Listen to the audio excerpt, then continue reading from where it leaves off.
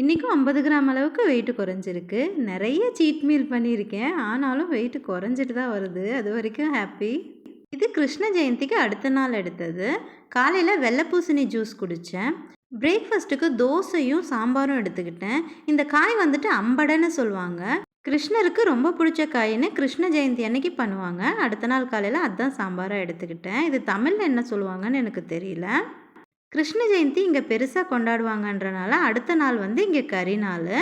அதனால் சிக்கன் தான் செஞ்சுருந்தேன். சாப்பாடு வச்சு கொஞ்சமாக சிக்கன் குழம்பு, அப்புறம் நம்ம ஃபேவரட் சிக்கன் மஞ்சூரியன் கொஞ்சமாக எடுத்துக்கிட்டேன்.